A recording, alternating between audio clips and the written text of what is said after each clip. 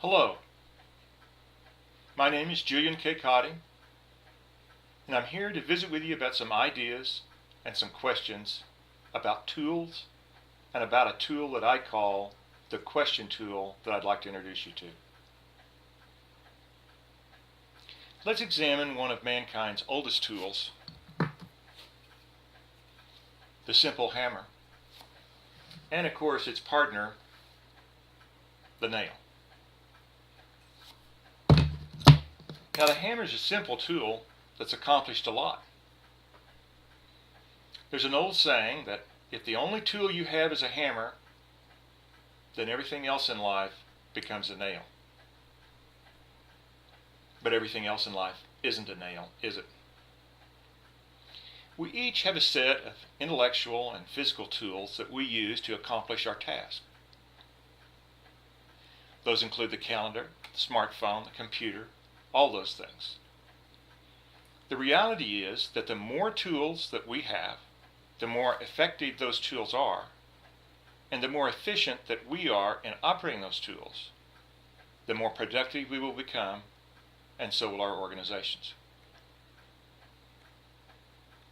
Now let's talk about intellectual tools and the power that they contain. I believe the most powerful tool that humans have ever created is likely written language. A good example of that, an intellectual tool and its power, is the story of the Native American Sequoia and the creation of the written Cherokee language in the early 1800s.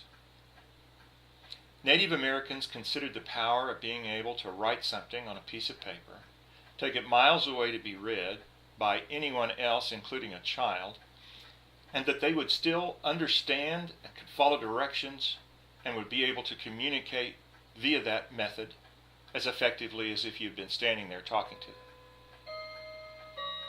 They considered that magical in its power, and it is. By far the most important tool in human history must be the written word. Consider now the power of that written word magnified by the use of the internet, both for productive causes, negative causes, and also just confusion. Now let's examine the tool that I wanted to bring you today, which I call the question tool. It has three parts. The first is to ask the question, what's really important?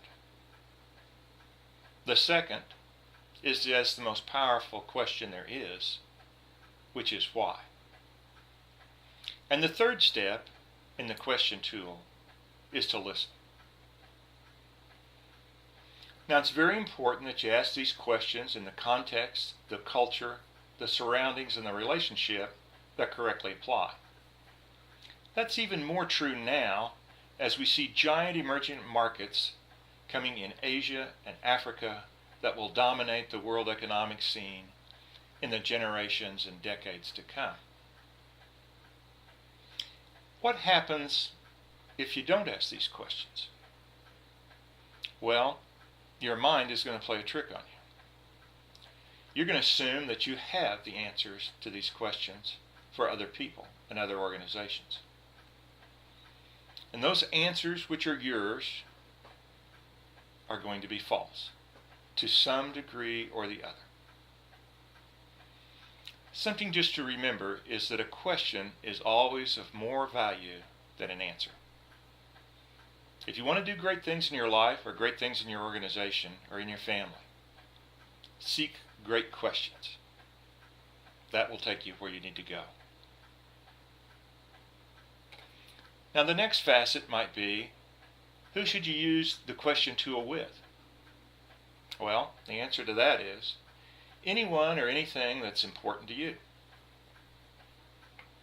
Well, what do you think would happen in your organization if it started asking employees, customers, past, present, and future, management, shareholders, anybody that's involved in any way, what's really important, why, and listen for the answers? What do you think would happen in your family if you started using the question tool? Imagine yourself at the dinner table tonight. Son, what's really important? spouse, significant other, why? And listen. What do you think would happen? Even yourself and no one else. What would happen if you started asking yourself questions like, what's really important for your goals in life, for your health, for your personal development? Now let's talk about management systems. There are a lot of management systems. Some of them are very complex. Some of them are more complex than they need to be or than we can accurately and efficiently process.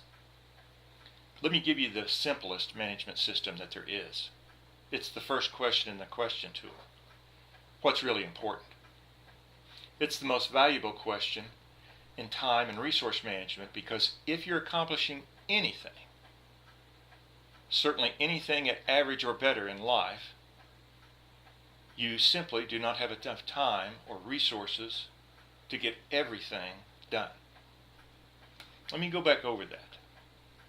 You can't do everything if you are doing something of value. That's reality. In every time, in every culture, in every situation. Now let's go back over the question tool again. Step 1, ask what's really important. Step 2, why? Step 3, listen. Now let's talk about listening skills.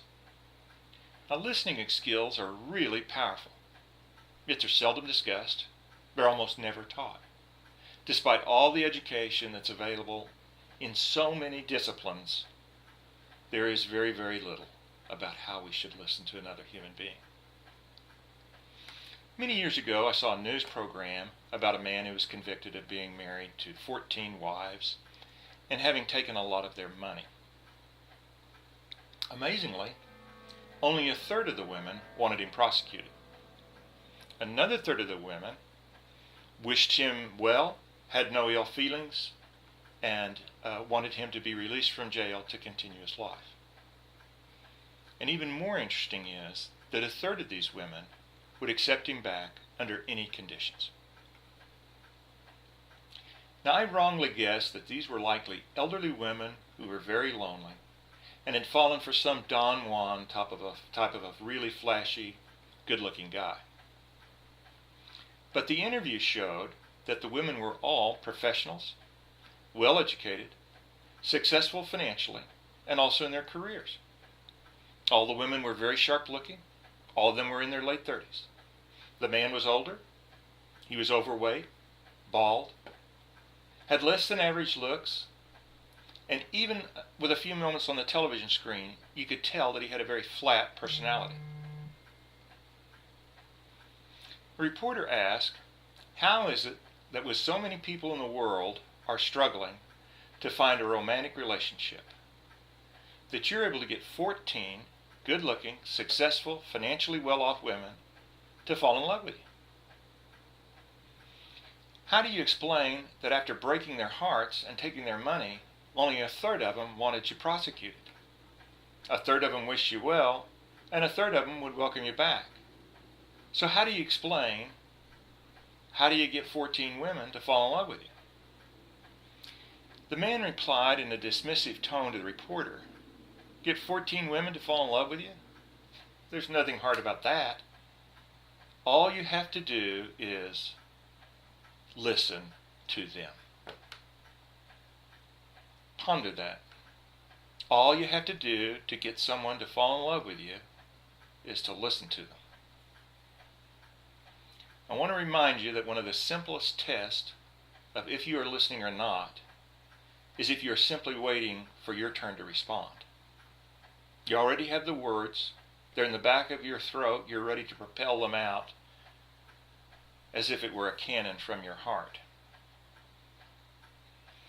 The real way to listen, I recommend, is to physically open your arms and to mentally open your mind. It's a worthy question to ask, what exactly are you listening for? Well, here's the answer to that. What you're really listening for is what they mean when they say why. What's really important? Why? That's what you're really listening for. Because what's really important is a question of information. Why is a question of understanding, which is the first step in the ladder we call wisdom. Now there's a great value, even in an international world that's becoming increasingly global in its nature, of being face-to-face to communicate with someone. If you're not able to do that and you want to ask these questions, my advice is that video calls help. If that's not possible, when you're making an audio call alone, that you close your eyes physically. You visit in a quiet surrounding where you can truly listen to what the person is saying, because the words are only a small part of the message. And let me point out that text and emails are the worst mediums to listen.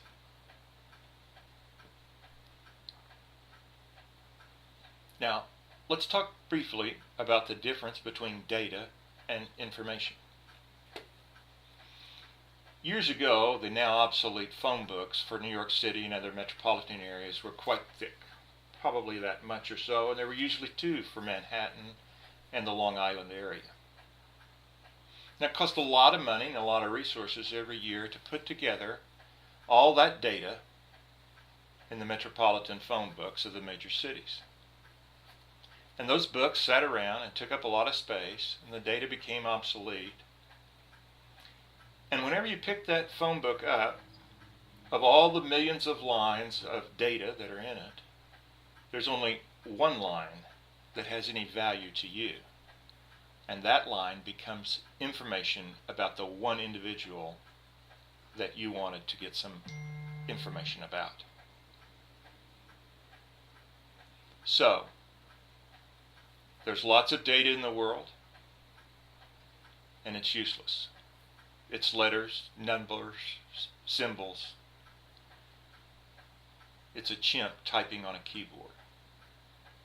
What we're seeking is information that's truly valuable, that takes us both to knowledge and to the first step in wisdom, which is why, as we learn to understand. So one last time, let's go back over the question tool. Step number 1, ask, what's really important? Do it in the correct way. Do it in the syntax and the environment that's conducive for the relationship to best let that question be answered.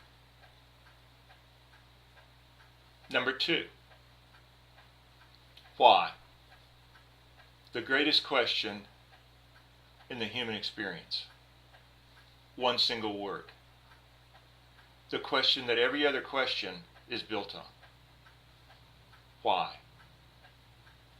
Number 3, listen.